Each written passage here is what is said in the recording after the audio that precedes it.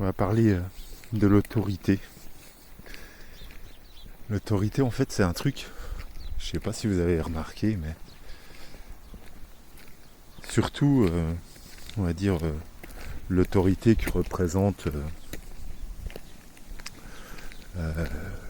le mâle dans notre société, l'homme. J'ai l'impression qu'en fait, la société d'aujourd'hui,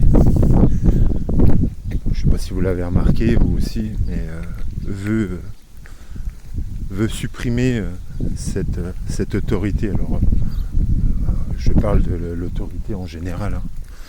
Pas que celle de l'homme, mais l'autorité en général. J'ai l'impression qu'on a envie que la société, là, elle veut la supprimer.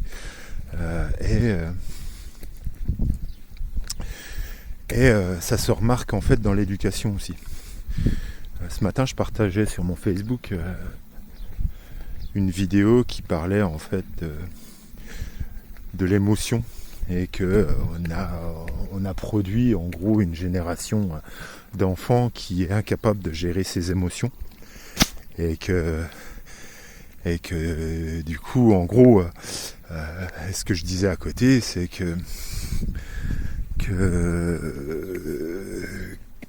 les types d'éducation positive comme Montessori et tout ça, en fait les gens ils n'en ont pris que ce qu'ils voulaient ou que ce qu'ils avaient le temps de prendre, ce qui était peut-être le plus facile aussi pour eux, c'est-à-dire le fait de ne pas montrer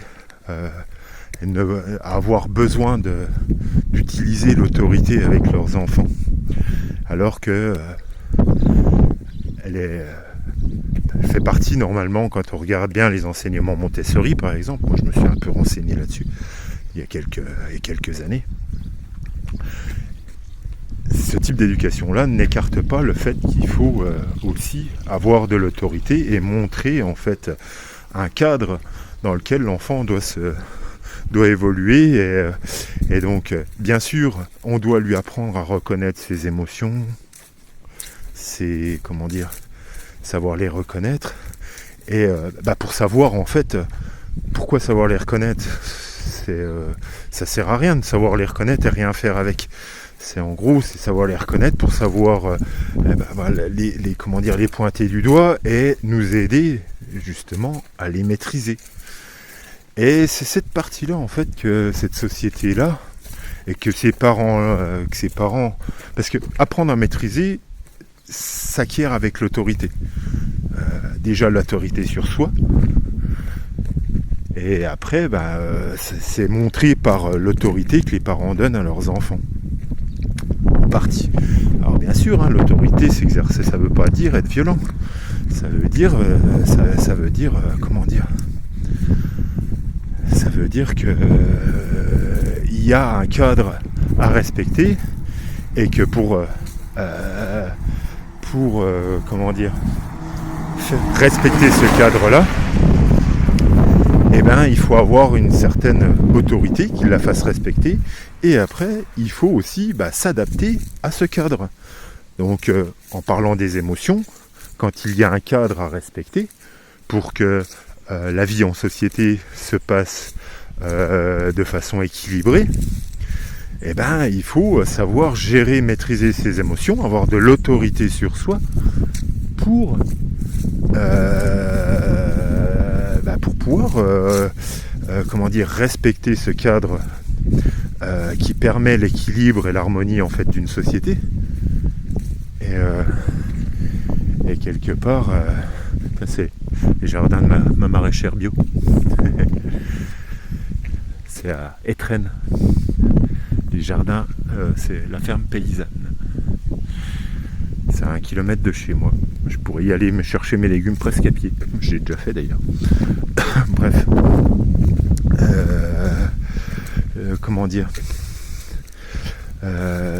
Donc oui, l'autorité est nécessaire.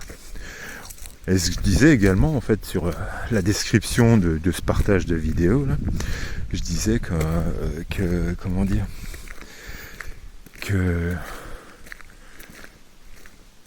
les parents dans la société actuelle, déjà qui te vendent plein de choses pour améliorer le confort, ce qui qui sont en réalité une prison pour l'être humain. Et donc ça génère, on va dire, ça génère des dépenses inutiles et qui t'emprisonnent. Et outre ça, on est quand même dans une société qui force les parents, sans parler des achats de confort inutiles. On est dans une société qui presse de plus en plus les parents et qui oblige déjà les parents maintenant à travailler à deux, ce qui fait qu'ils courent tout le temps après l'argent et au détriment en fait de l'éducation de leurs enfants. Et forcément, une éducation positive comme celle de Montessori, si on la prenait vraiment au pied de la lettre et qu'on n'écarte pas juste ce qui est le plus dur, ça demande beaucoup de temps. C'est-à-dire que travailler à deux à temps complet pour pouvoir payer les factures, c'est impossible en fait d'avoir une vraie éducation de type Montessori, pour prendre cet exemple-là. Il y en a plein d'autres. Je prends cet exemple-là parce que c'est celui-là que je connais le mieux.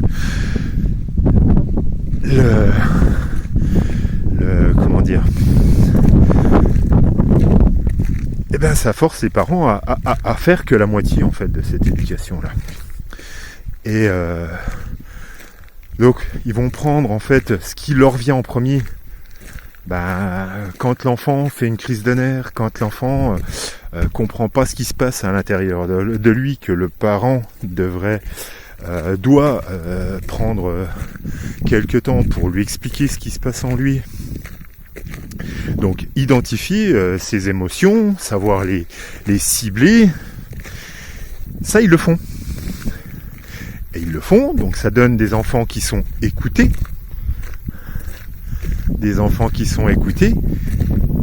Et à côté de ça, le temps supplémentaire qu'il faut, donc ça va calmer l'enfant quelque temps, mais c'est le temps d'après, il faut prendre le temps de lui enseigner comment gérer ce sursaut d'émotion qu'il a eu pour que ça ne devienne pas un problème pour lui. Et ça arrive seulement au second temps. Et ce second temps-là, les parents ne l'ont pas. Ne le prennent pas et ne l'ont pas parce qu'ils courent après l'argent pour pouvoir payer les factures. Parce que déjà la première chose demande du temps à un parent, et puis étant donné qu'ils sont déjà fatigués, que gérer déjà la crise de nerfs est déjà une consommation d'énergie. Bonjour. Une consommation d'énergie faramineuse, n'ont plus le jus pour pouvoir continuer jusqu'au bout l'éducation de l'enfant. Et donc il manque le second pilier qui permet l'équilibre total en fait de l'éducation. Ce que je veux dire par là, qui est apprendre à l'enfant par l'autorité et par d'autres choses, mais apprendre à l'enfant à gérer ses émotions, pas à les renflouer. Ça c'est l'erreur de l'éducation qu'ont eu nos parents, nos grands-parents à l'éducation à la dure, on va dire, c'est qu'on n'apprenait pas aux enfants à comprendre leurs émotions et à les enfermer à l'intérieur de soi, ce qui fait que du coup on ne travaillait pas non plus dessus. Là, le but, c'est vraiment de comprendre quelles sont les émotions, de pouvoir les cibler et de donner les valises, les éléments nécessaires pour pouvoir contrôler, maîtriser ces émotions-là, quelles qu'elles soient. Et donc ça demande de l'autorité. Ça se montre par l'exemple de l'autorité parentale par rapport à un cadre. Là, tu fais ta crise de nerfs, on comprend ce qui se passe en toi, parce que t'as pas eu ton jouet ou parce que t'as pas eu ton truc, mais ce jouet-là, t'en as déjà eu un hier par exemple, et tu ne peux pas tout avoir, on n'a pas les moyens pour t'en acheter tous les jours, il faut les faire comprendre et avoir une certaine autorité, un certain cadre. Il ne faut pas lâcher à la pression qu'un enfant peut donner quand il fait sa crise de nerfs. Sinon, quand on lâche, en fait, on montre qu'en fait, il n'y a pas d'autorité et on n'a pas appris à son enfant à gérer son émotion, et à comprendre pourquoi on ne peut pas tout autoriser. Et donc, ça donne à des enfants qui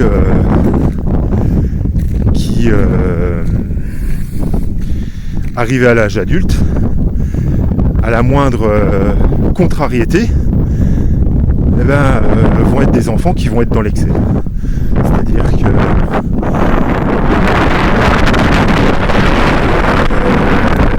le copain ou celui qu'on n'apprécie pas trop va être un petit peu trop en contradiction avec nous, et puis on va lui mettre un coup de couteau pour partir dans l'extrême. Et quand on regarde l'actualité de nos jours, ça arrive quand même beaucoup plus souvent. Alors peut-être qu'on arrive avec, je reconnais qu'avec les moyens de communication, ça s'est développé.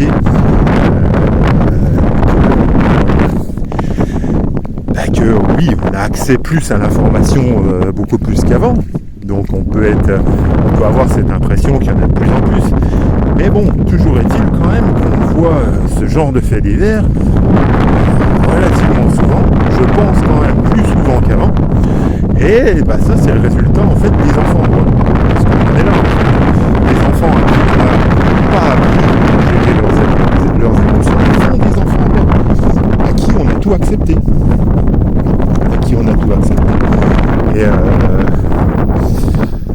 je m'aperçois en fait que au niveau de la vidéo, je vous balade un petit peu, ça doit pas être génial. Bon, bref, mais c'est à cause du vent en fait. Il y a pas mal de vent aujourd'hui, donc j'essaye de me mettre un peu à l'encontre pour pas que dans le micro ça soit trop dégueulasse. Et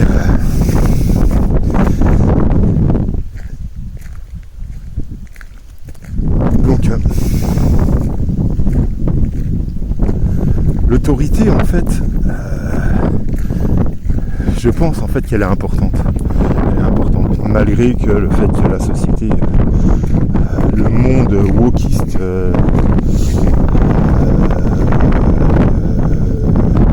a tendance à porter ça à bout de bras, c'est pas pour viser eux, mais bon, c'est vrai que c'est pour le coup c'est quand même eux qui portent beaucoup cette facette-là en fait de l'autorité à repousser. Et non, je pense en fait qu'on a besoin d'un cadre. Déjà un cadre qu'on se met à soi-même en fait pour pouvoir vivre en société. Je me classe un petit peu comme anarchiste, mais je ne nie pas qu'il y ait besoin d'un cadre pour au moins le cadre qu'on se met à soi pour pouvoir vivre en société et que la société soit équilibrée et harmonieuse. Il y a beaucoup des anarchistes qui disent ni Dieu ni maître. Et je pense en fait que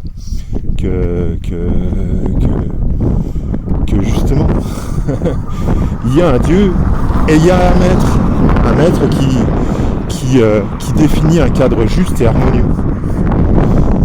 Et après ça c'est mon point de vue, mais je pense que sans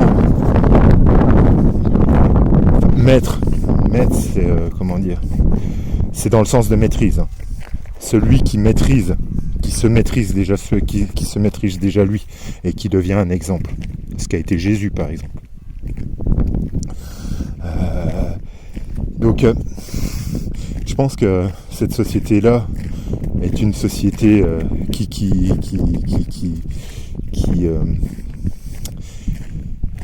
bannit l'autorité est une société c'est une société de mort, hein, qui promeut la mort et non la vie.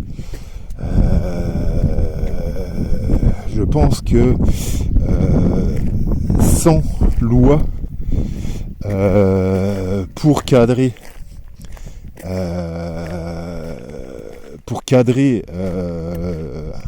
on va dire une société, et en partant des lois intérieures qu'on s'applique à soi-même, hein. Ça fait partie de ça, hein.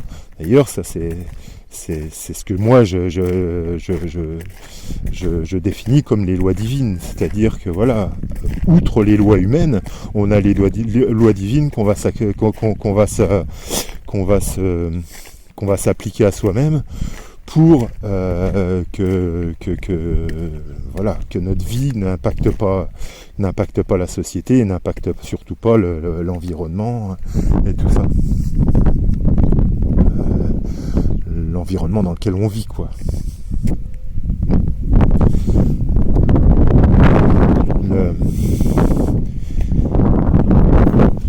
Je pense qu'une société qui a un Dieu,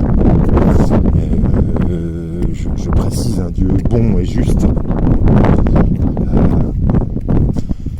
et qui a donc un cadre de vie à respecter, est justement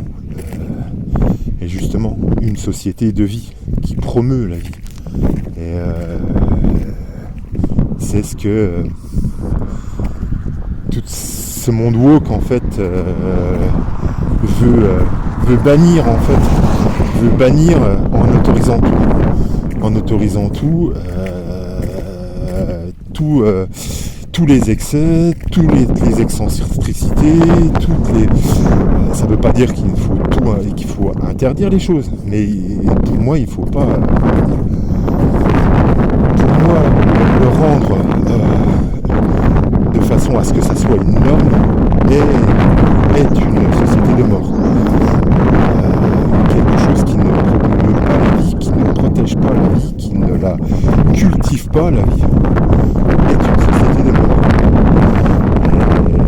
Et tout ça, ça passe par l'autorité, je pense.